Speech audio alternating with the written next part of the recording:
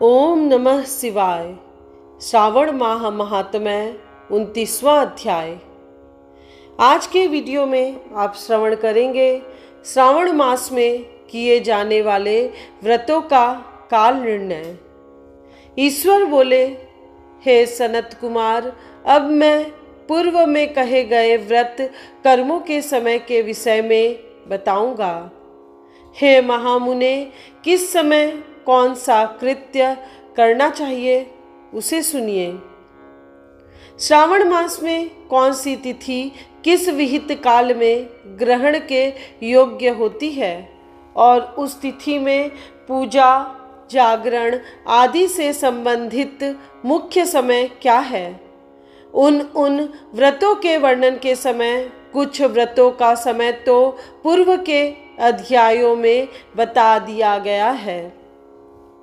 नक्त व्रत का समय ही विशेष रूप से उन व्रतों तथा कर्मों में उचित बताया गया है। दिन में उपवास करें तथा रात्रि में भोजन करें, यही प्रधान नियम है। सभी व्रतों का उद्यापन उन व्रतों की तिथियों में ही होना चाहिए। यदि किसी कारण से उन तिथि में उद्यापन असंभव हो तो पंचांग शुद्ध दिन में एक दिन पूर्व अधिवासन करके और दूसरे दिन आदर पूर्वक होम आदि कृत्यों को करें। धारण पारण व्रत में तिथि का घटना व बढ़ना कारण नहीं है।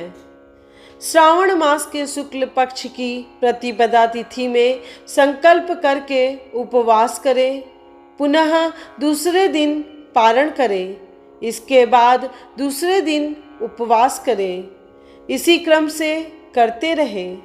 व्रती को चाहिए कि वह पारण में हविष्यान्न, मूंग चावल आदि ग्रहण करे। एकादशी तिथि में पारण का दिन हो जाने पर 3 दिन निरंतर उपवास करें। रविवार व्रत में पूजा का समय प्रातः काल ही होना चाहिए। सोमवार के व्रत में पूजा का प्रधान समय सायंकाल कहा गया है। मंगल, बुध तथा गुरु के व्रत में पूजन के लिए मुख्य समय प्रातः काल है। शुक्रवार के व्रत में पूजन उषा काल से लेकर सूर्योदय के पूर्व तक हो जाना चाहिए तथा रात्रि में जागरण करना चाहिए। शनिवार के दिन व्रत में नृसिंह का पूजन सायंकाल में करें। शनि के व्रत में शनि के दान के लिए मध्याह्न मुख्य समय कहा गया है। हनुमान जी के पूजन का समय मध्याह्न है। अश्वत्थ का पूजन प्रातः काल करना चाहिए। हे वत्स, रोटक नामक व्रत में यदि सोमवार युक्त प्रतिपदा तिथि हो तो वह प्रतिपदा 3 मुहूर्त से कुछ अधिक होनी चाहिए, अन्यथा पूर्व योगिनी प्रतिपदा ग्रहण करनी चाहिए। औदुंबरी द्वितीया सायंकाल व्यापिनी मानी गई है। यदि दोनों तिथियों में पूर्व वेद हो तो तृतीया संयुक्त द्वितीया ग्रहण करनी चाहिए। स्वर्ण गौरी नामक व्रत की तृतीया तिथि चतुर्थी युक्त होनी चाहिए। गणपति व्रत के लिए तृतीया विद्ध चतुर्थी तिथि प्रशस्त होती है। नागों के पूजन में षष्ठी युक्त पंचमी प्रशस्त होती है। सुपोदन व्रत में सायकाल सप्तमी युक्त षष्ठी श्रेष्ठ होती है। शीतला के व्रत में मध्याह्न व्यापिनी सप्तमी ग्रहण करनी चाहिए। देवी के पवित्रारोपण व्रत में रात्रि व्यापिनी अष्टमी तिथि ग्रहण करनी चाहिए। भक्त व्यापिनी कुमारी नवमी प्रशस्त मानी जाती है। इसी प्रकार आशा नामक जो 10वीं तिथि है वह भी नक्त व्यापिनी होनी चाहिए। विद्य एकादशी का त्याग करना चाहिए। हे मुने, उसमें वेद के विषय में सुनिए। एकादशी व्रत के लिए अरुणोदय में दशमी का वेद, वैष्णवों के लिए तथा सूर्योदय में दशमी का वेद समार्तों के लिए निंद होता है। रात्रि के अंतिम प्रहार का आधा भाग अरुणोदय होता है। इसी रीति से जो द्वादशी हो वह पवित्रारोपण में ग्राह है। कामदेव के व्रत में त्रयोदशी तिथि रात्रि व्यापिनी होनी चाहिए। उसमें भी द्वितीय याम व्यापिनी त्रयोदशी हो तो वह अति प्रशस्त होती है। शिव जी के पवित्रारोपण व्रत में रात्रि व्यापिनी चतुर्दशी होनी चाहिए। उसमें भी जो चतुर्दशी अर्धरात्रि व्यापिनी होती है वह अति श्रेष्ठ होती है। उपाकर्म तथा उत्सर्जन कृत्य के लिए पूर्णिमा तिथि अथवा श्रवण नक्षत्र होने चाहिए। यदि दूसरे दिन 3 मुहूर्त तक पूर्णिमा हो तो दूसरा दिन ग्रहण करना चाहिए, अन्यथा तैत्तिरीय शाखा वालों को और ऋग्वेदियों को पूर्व दिन ही करना चाहिए। तैत्तिरीय यजुर्वेदियों को 3 मुहूर्त पर्यंत दूसरे दिन पूर्णिमा में श्रवण नक्षत्र हो तब भी पूर्व दिन दोनों कृत्य करने चाहिए। यदि पूर्णिमा तथा श्रवण दोनों का पूर्व दिन 1 मुहूर्त के अनंतर योग हो और दूसरे दिन 2 मुहूर्त के भीतर दोनों समाप्त हो गए हो तब पूर्व दिन ही दोनों कर्म होना चाहिए। यदि हस्त नक्षत्र दोनों दिन अपराह्न काल व्यापी हो तब भी दोनों कृत्य पूर्व दिन ही संपन्न होने चाहिए।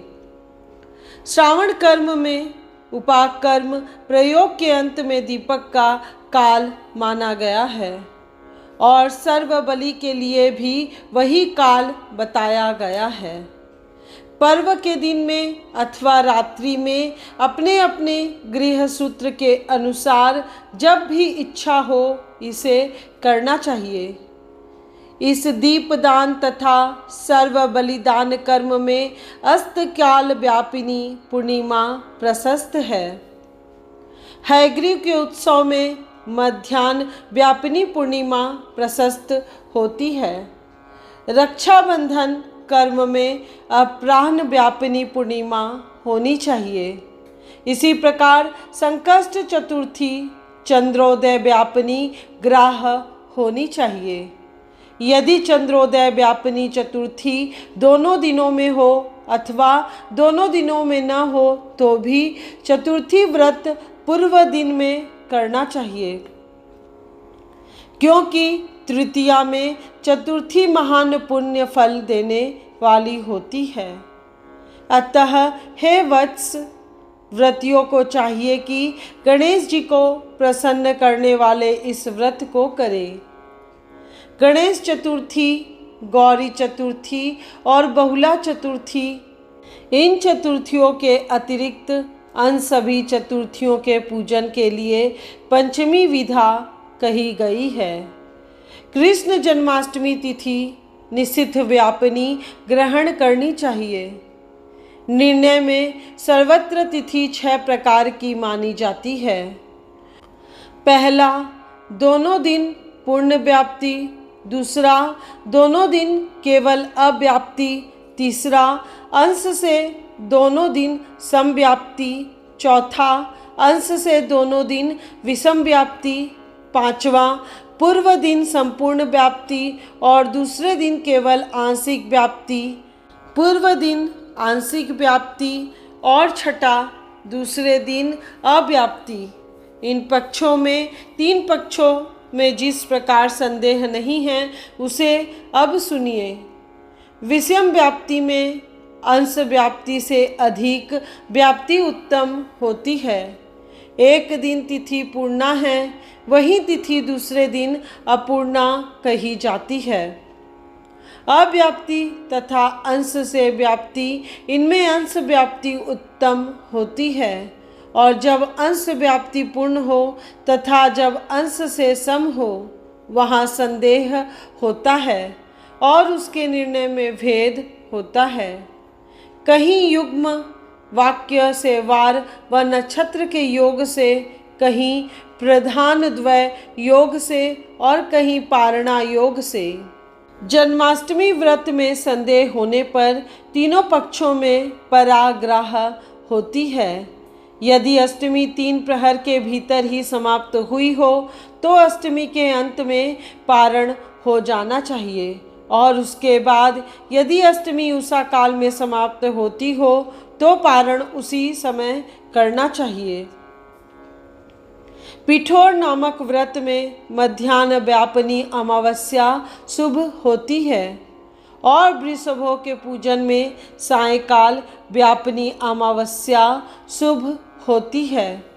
कुशों के संचय में संगौ काल अर्थात एक दिन के 5 भागों में से दूसरा भाग होता है। व्यापिनी अमावस्या शुभ कही गई है। सूर्य के कर्क संक्रमण में 30 घड़ी पूर्व का काल पुण्यमय मानते हैं। अगस्त्य के अर्घ्य का काल तो व्रत वर्णन में ही कह दिया गया है। हे वत्स, मैंने आपसे यह कर्मों के काल का निर्णय कह दिया। जो मनुष्य इस अध्याय को सुनता है अथवा इसका पाठ करता है वह श्रावण में किए गए सभी व्रतों का फल प्राप्त करता है। इस प्रकार श्री स्कंद पुराण के अंतर्गत ईश्वर सनत कुमार संवाद में श्रावण मास महात्म्य में व्रत निर्णय काल निर्णय कथन नामक 29वां अध्याय पूर्ण हुआ। इस चैनल के अगले वीडियो में श्रावण माह महात्म्य 30वां अध्याय अवश्य सुनिएगा, जिसमें श्रावण मास महात्म्य के पाठ एवं श्रवण के फल का वर्णन किया गया है। यदि आज का वीडियो आपको पसंद आया हो तो वीडियो को लाइक करें और चैनल को सब्सक्राइब करके बेल आइकन को प्रेस करना मत भूलिएगा, जिससे इस चैनल पर अपलोड होने वाले सभी वीडियोस की नोटिफिकेशन आपको समय पर मिल सके।